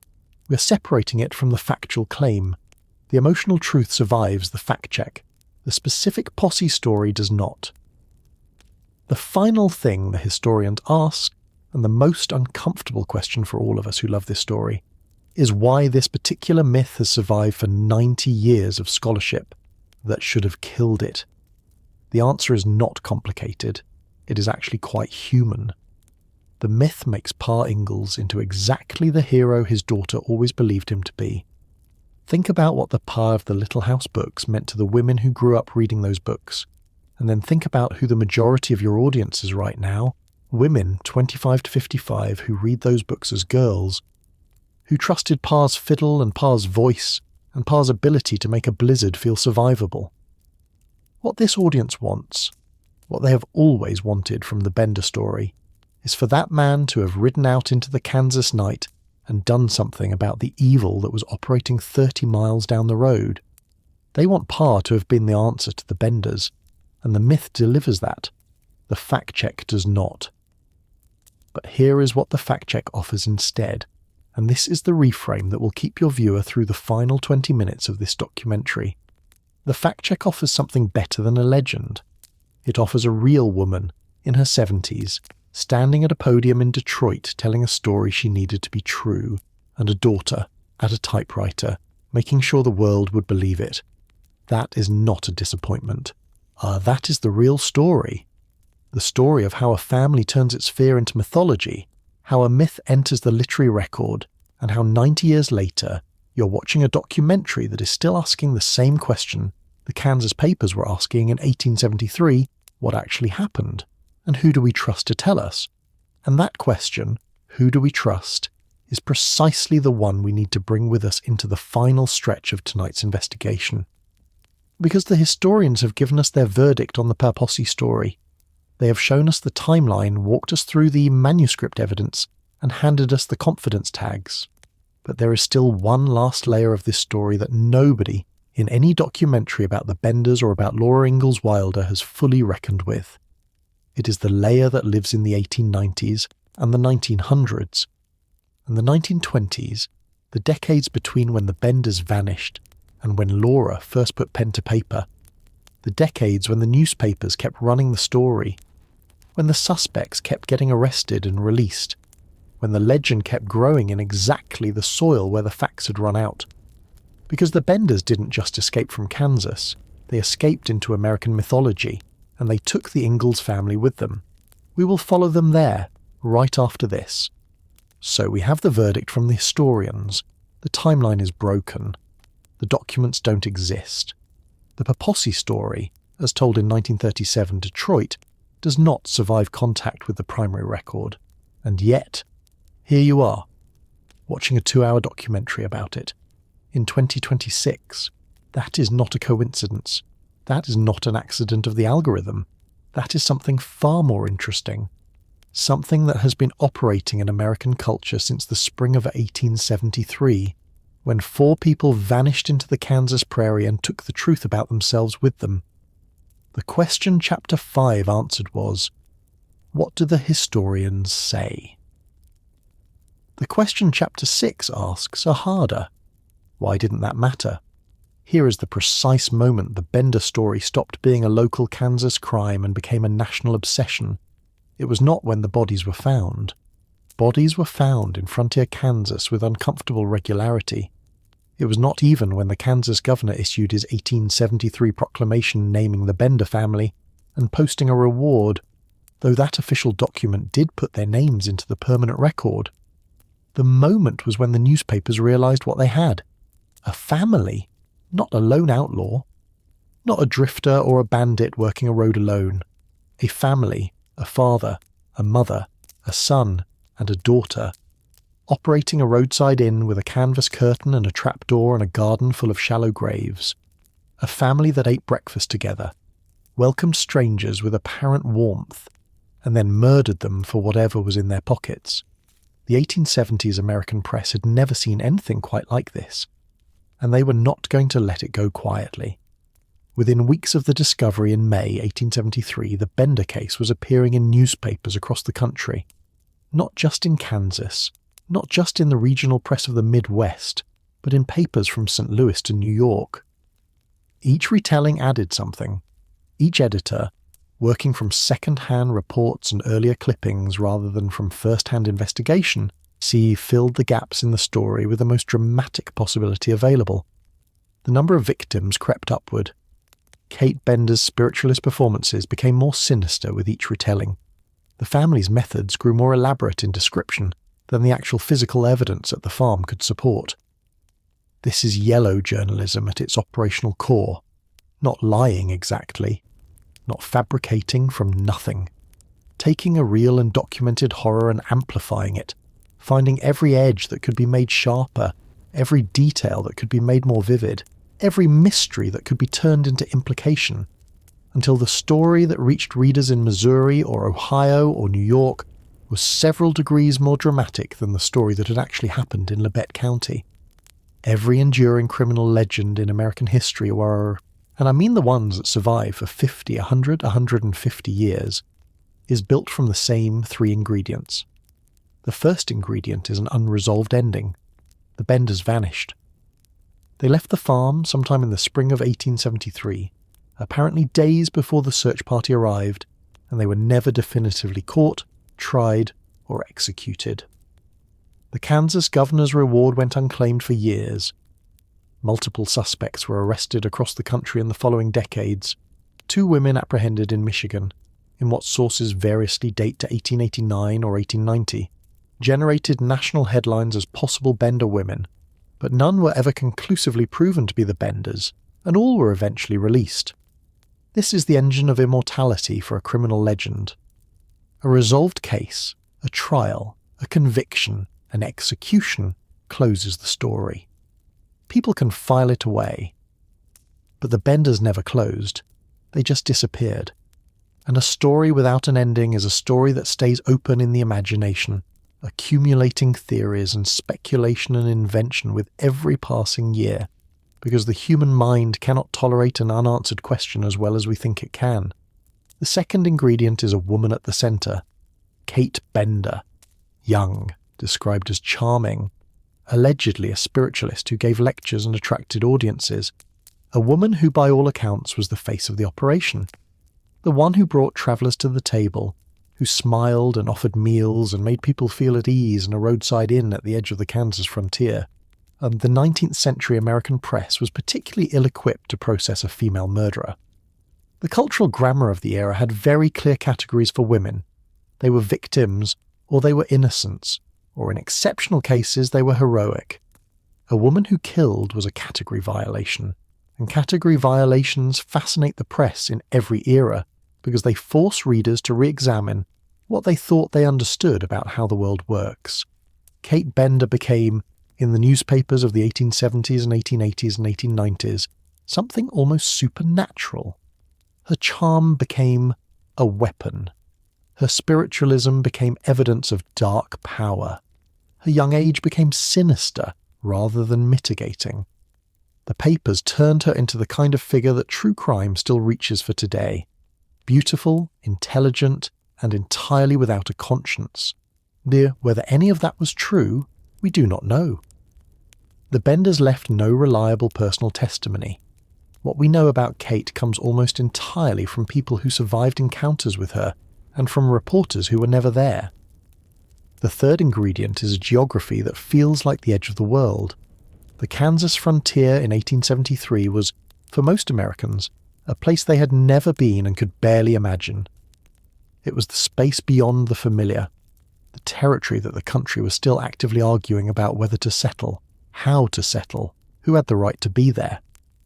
The Osage Trail, running between Fort Scott and Independence through the very county where the Benders operated, was the kind of road that existed in the imagination of most Americans as a place where civilization thinned out and something rawer and more dangerous took over.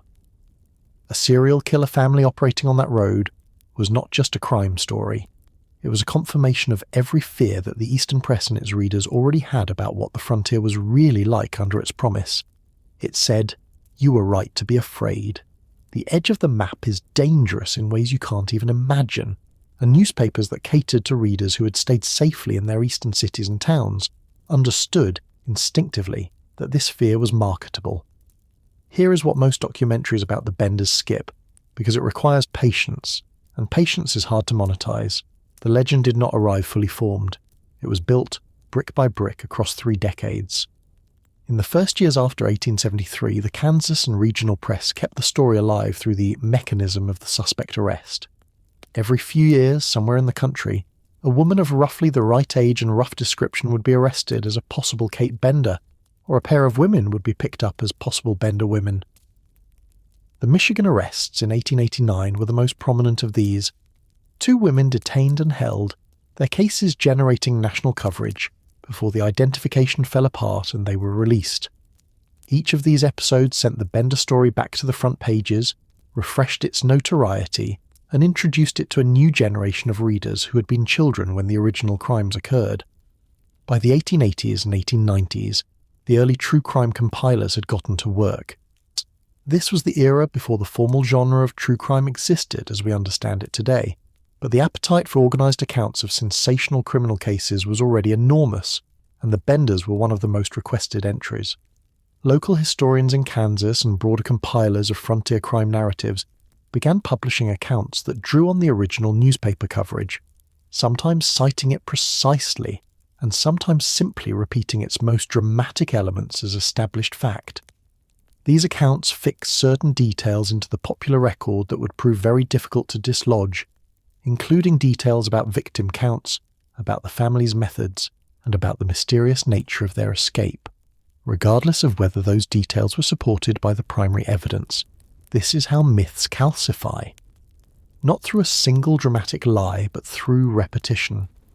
One newspaper exaggerates slightly, and the next account cites that exaggeration, as if it were the original source, and the account after that cites the second account, and within 20 years the exaggeration is the record.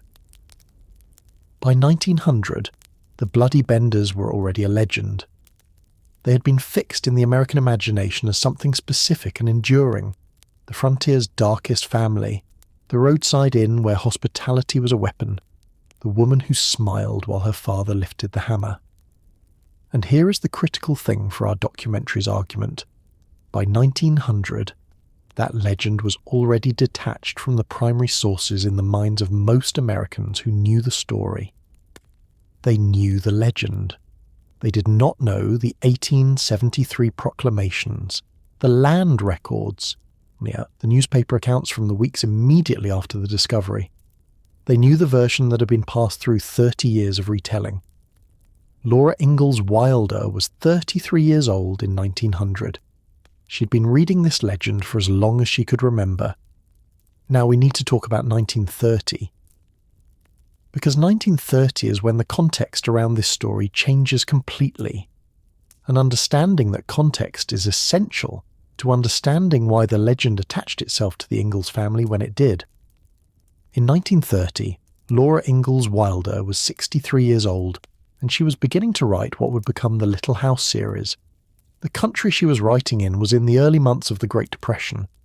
The economic collapse that had begun in 1929 had shattered the confidence of a generation, and not just financially, but culturally. The belief that hard work in America led to prosperity, that the frontier spirit of self-reliance was a reliable path to security, had just been brutally tested by events that no amount of individual determination could have prevented. Into that climate, the market for pioneer nostalgia was not accidental. It was a response to despair. People who were losing their farms in 1930 and 1931 and 1932 did not want to read about people losing their farms. They wanted to read about people who faced impossible conditions, blizzards, drought, crop failure, displacement, and who kept going anyway because the family held, because the father had a plan, because the mother kept the house together, because something in the American pioneer character was equal to whatever the land threw at it. The market was actively looking for that story. Publishers were actively commissioning it. The nostalgia for a frontier that had already passed, that was safely historical and therefore could not disappoint you the way the present was disappointing you, was one of the most commercially powerful forces in American publishing in the 1930s. And that market had a specific need that it could not fill with sentiment alone. It needed a villain. A good pioneer story.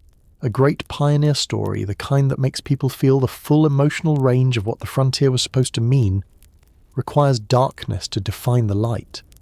The Ingalls family's courage means something different if there is genuine danger against which to measure it. Pa's decision-making looks different when there is something genuinely frightening in the world he's navigating. The homestead on the Kansas Prairie is a different kind of achievement if the people who built it were doing so in proximity to something monstrous. The Benders were the perfect villain for this market. They were already legendary. They were already the darkest thing the Kansas frontier had produced. They were already attached in the popular imagination to exactly the geography, southeast Kansas, the Osage Trail, the world that the Little House on the Prairie book would later make famous, where the Ingalls family had lived. All that was needed was to put Pair Ingalls in the same frame as the Bender posse, and the story became exactly what the 1930s market most rewarded. A pioneer hero, a real frontier family, a brush with America's most terrifying killers, and a father who faced them and came home. And here, right here, is the most honest thing this documentary can say. The myth makes emotional sense, not historical sense, not documentary sense, not the sense you get when you read the 1873 proclamation and look at the timeline and understand that the math simply does not work. But emotional sense, the kind of sense that a story makes when it tells you something you already believe about the world and the people in it, and you feel the recognition of it before you have time to ask whether it's true. If you grew up reading the Little House books, if Pa Ingalls was the first version of protective fatherhood that you ever encountered in literature, then of course you want Pa to have ridden against the Benders. Of course, you want the man who drove the covered wagon and played the fiddle by the fire and told his daughters that everything was going to be all right to have been the kind of man who, when the worst thing the Kansas frontier had to offer appeared on the horizon, got on his horse and went to face it. That is not naivety.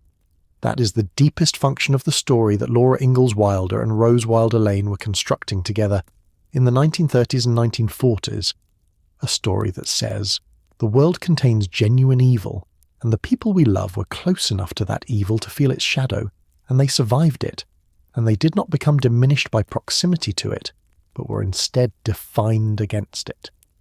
The Benders are the darkness that makes Pa's light legible, and that is exactly why the story refused to die even after historians showed it the timeline. Because you don't abandon a story that does something that important for your understanding of the world just because a document doesn't exist. You hold on to it. You pass it on. You repeat it at dinner tables and in book reviews and in YouTube comments and in the margins of Pioneer Girl annotations, because the story is doing work that the historical record on its own cannot do. There is one final layer to this chapter that takes us out of 1873 and brings us right to the screen you are watching this on. The Bender case was not just an early true crime story. It was a proof of concept.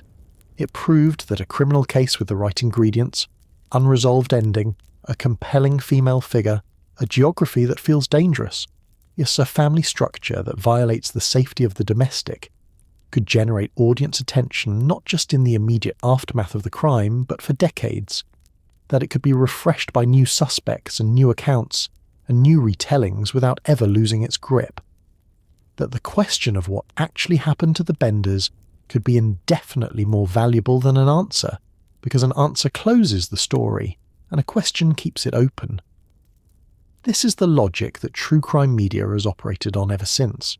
Not because producers and editors in 1930 or 1980 or 2020 sat down and consciously studied the Bender case as a template, but because the Bender case is one of the earliest and clearest demonstrations that this logic works, that audiences respond to unresolved darkness more powerfully than to resolve justice, that mystery sells better than verdict, that a story with a missing ending is a story that never leaves you.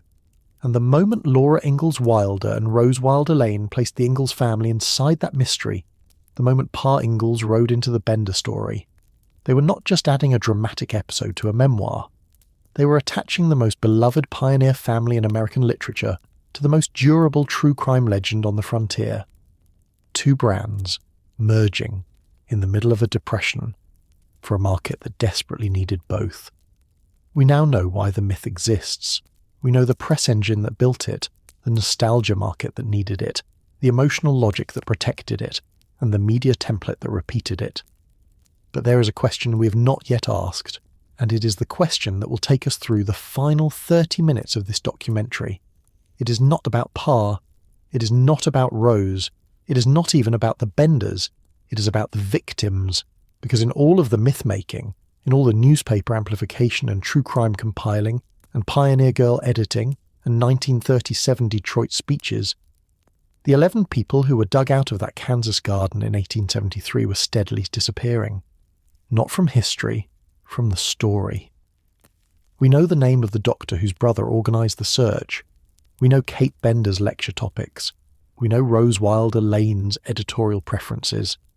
We do not know, not nearly as well as we should, who the other 10 people in that garden were, where they were going, who was waiting for them, what their names were before a Kansas newspaper reduced them to a count in a list.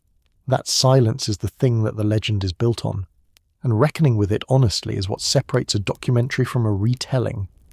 That is where we go next. We have been in this story for nearly 2 hours.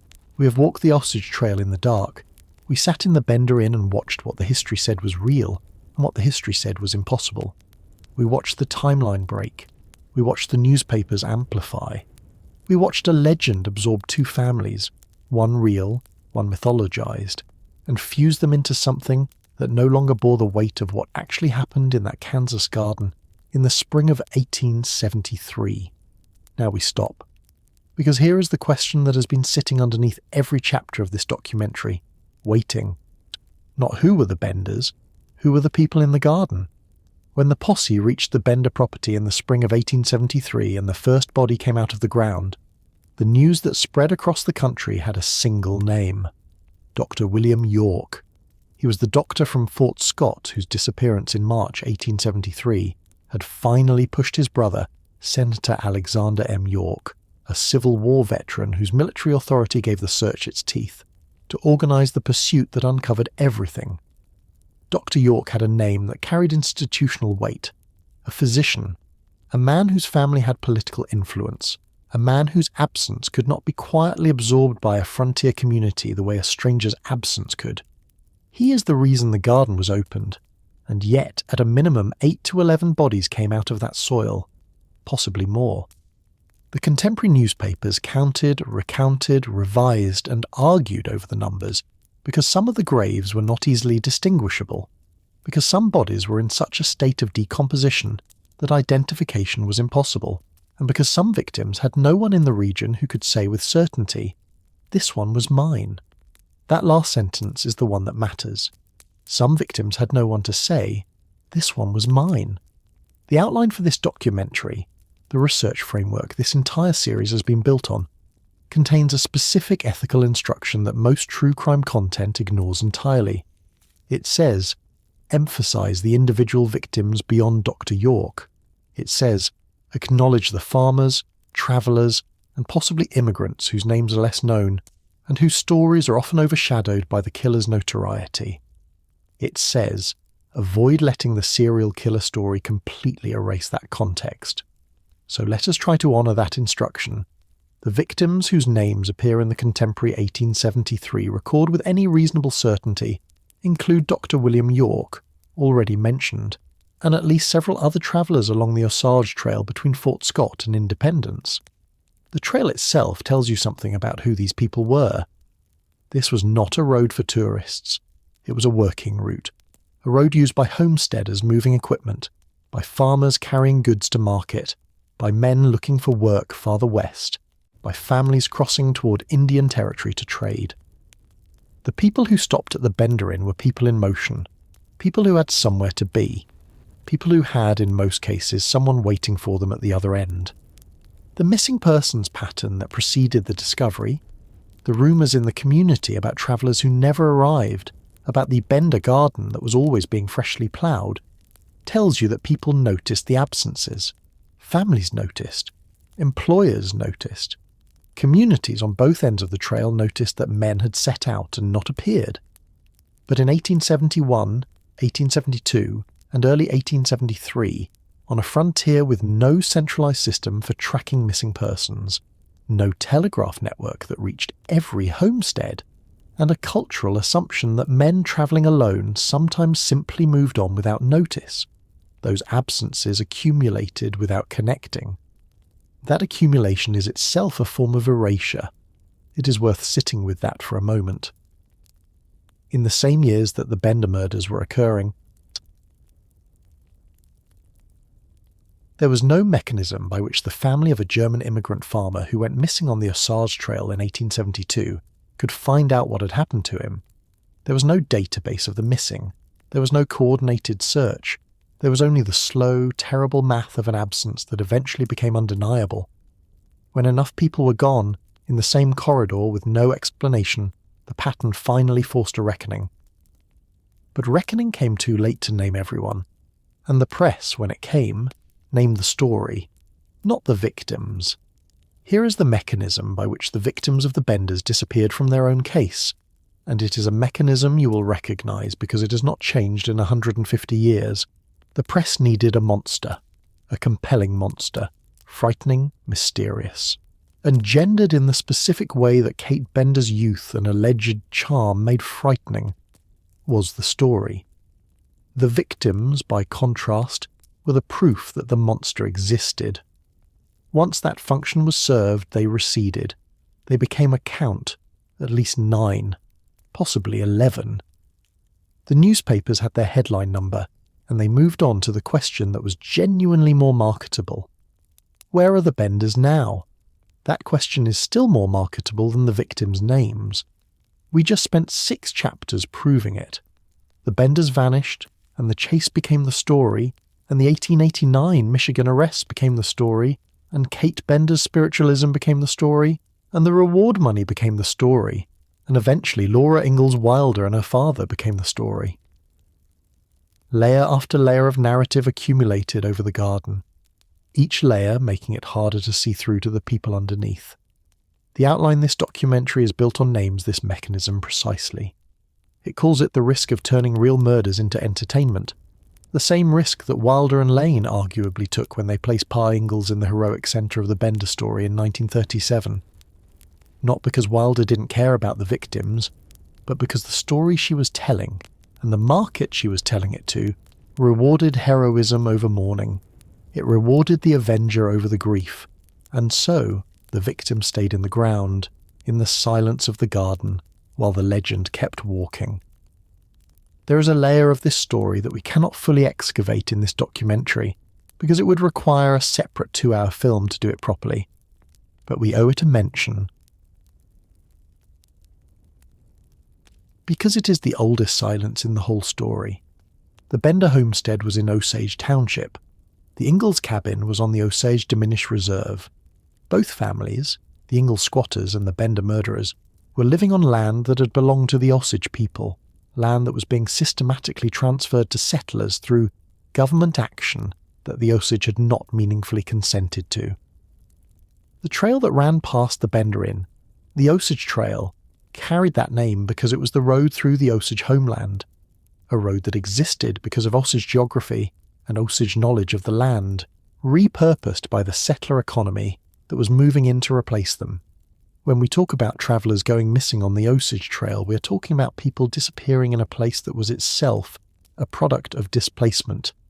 The violence of the Benders was particular and criminal, but it was occurring inside a broader violence that was structural and official, the dispossession of a people from land their families had lived on for generations.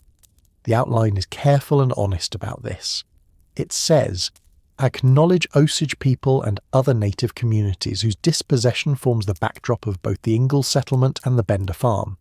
It says, avoid letting the serial killer story completely erase that context. So, it is on screen now, in this chapter, at this minute. The Osage were there first. Their presence is the context that every part of this story, the Ingalls, the Benders, the trail, the missing travellers, exist inside, and they are almost never mentioned when the Benders are discussed. That is the oldest silence in the garden. Now we need to ask the hardest question this documentary raises. When Laura Ingalls Wilder stood at the Detroit Book Fair in 1937 and told the story of her father riding out with the vigilante posse, the story that Chapter 5 proved cannot be supported by the historical timeline, what was the ethical cost of that story? Not the factual cost. We have covered that. The ethical cost. The victims in the Bender garden were real people. The crime against them was real. The grief of the families who never found out what happened to someone who walked south on the Osage Trail and simply did not come back. That grief was real. When a beloved American author, speaking to an audience of book fair attendees who adored her and adored her father, placed Pa Ingalls at the centre of the justice story, when Pa became the man who rode for the victims, who helped to dig the graves, who faced the darkness of what the Benders had done. The actual seekers of justice in 1873 were quietly replaced. Senator Alexander York, who organised the search. The members of the community who had been tracking the disappearances, comparing notes, building toward the terrible certainty that something was wrong at the Bender place. The people who actually dug the graves and identified the bodies and had to keep living in Labette County after the Benders were gone. They became background. Pa became the foreground. This is not a condemnation of Laura Ingalls Wilder. The outline this documentary is built on is explicit and deliberate about this. Treat Wilder and Lane as conscious narrative engineers, but also as people operating inside the pressures of their moment, their market, gear, and their deeply human need to make the people they loved into something larger. Laura wanted Pa to be a hero, not because she was cynical, but because she loved him. Rose wanted the story to sell not because she was dishonest, but because she understood, better than almost anyone in America, how stories needed to be shaped to reach the people they were meant for. But love and craft and market pressure do not fully absolve the choice, because the victims had no one to make them foreground. That is what this chapter is for. Let us follow the legacy out to its furthest point, the way the outline maps it. 1 year, 5 years, 25 years, 100 years. 1 year after 1873, the Kansas press was still running updates, new suspected sightings of the Benders, new theories about where they had gone. The community in Labette County was trying to return to something like ordinary life. The inn was gone, the garden was closed, but the road still ran past it and travellers still used it because there was no other road. 5 years later, by 1878, the Benders had entered regional folklore. Kate especially was becoming something beyond human in the popular imagination.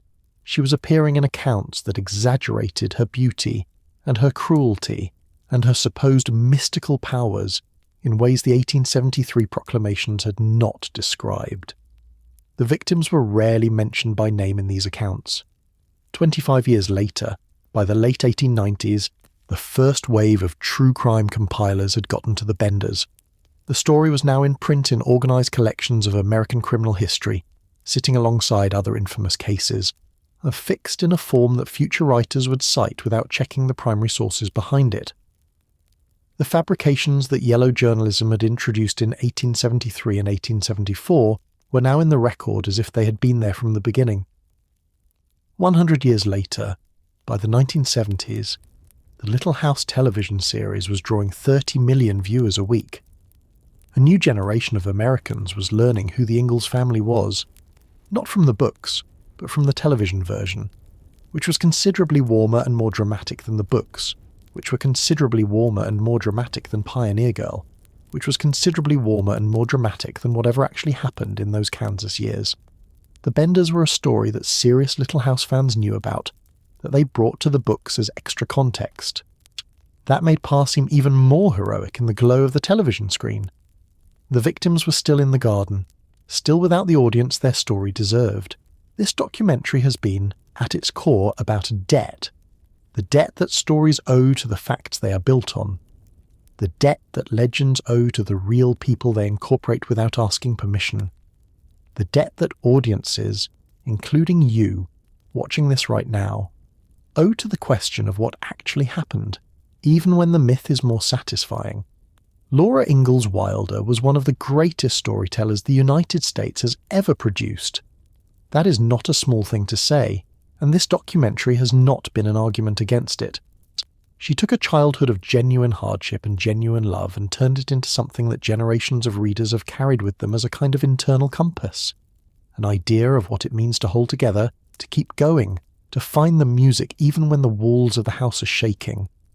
But she also placed her family inside a crime story that the historical record cannot support. And when she did, the real victims of that crime, the people in the garden, the travellers on the Osage Trail, the families who waited for someone who wasn't coming, moved one step further into silence. That is what we owed them tonight. To say their names, however incompletely. To mark the gap in the record where they should be. To resist the pull of the better story long enough to say there were people here before the legend arrived. And the legend did not tell their story. It used their deaths to tell someone else's. The Ingalls family left Kansas in the spring of 1871. The Benders were discovered in the spring of 1873. Pa Ingalls was not in the posse, and 11 people at minimum were buried in a garden on the Osage Trail, in soil that had been taken from the people who had lived on it for generations, and their names deserve to be spoken more carefully than a legend has ever spoken them. This documentary does not resolve the Bender case. No one can.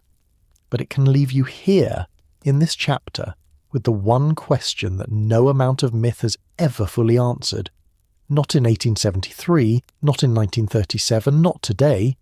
Who were they, and who was waiting for them? We started this documentary with a garden, a Kansas garden that kept giving up bodies in the spring of 1873. A discovery so violent and so strange that it stopped the frontier in its tracks and sent the story rocketing across telegraph wires to every newspaper in the country within days. And somewhere in that explosion of ink and outrage, something happened that we have spent 2 hours trying to name precisely. The story swallowed the people. Not because anyone intended cruelty, not because Wilder was dishonest, or because Rose didn't care, or because the newspapers set out to erase the dead. It happened the way it always happens. Because a compelling story, moving at speed, needs a centre of gravity. It needs a face, a name, a family that the reader can follow, and the face the story chose, over and over across 150 years, was not the faces of the people in the ground. It was the face of the family that wasn't even there. The Ingalls left Kansas in the spring of 1871. The Bender bodies were found in the spring of 1873. 2 years and an entire county separated those two facts, and yet the legend kept insisting that Pa was there, that he rode with the posse, that he faced the horror directly, that the family story and the victim story were woven together in the same terrible night. The legend kept insisting because the legend needed him there. Because a story about a beloved father protecting his family from America's first serial killers is more satisfying than a story about a man who read about it in the newspaper 2 years after he had moved away. We understand why the legend was told. We have spent 2 hours showing you exactly why. The yellow journalism, the nostalgia market, the Depression-era need for heroes, the bond between a mother and daughter, and a story they were building together from memory and craft and love and ambition. Understanding it does not excuse it. Because in the garden at Cherryvale, Kansas, there were people. Real people with names, with faces, with families who waited for them at the end of a trail that they never finished travelling. They did not get to choose how their deaths were used. They did not get to approve the story that grew up around them. They became the proof, and the proof became a number, and the number became background for a legend that was really about someone else. This documentary is our attempt to reverse that, however partially, however incompletely, to put the facts back first, to say the timeline did not allow it, the geography did not support it, the contemporary record does not mention it, and to say, more simply than any of that, there were people in that garden who deserved more than a number. They deserved to be the reason we told this story at all. That is what we owe to the truth. Thank you for staying for all of it.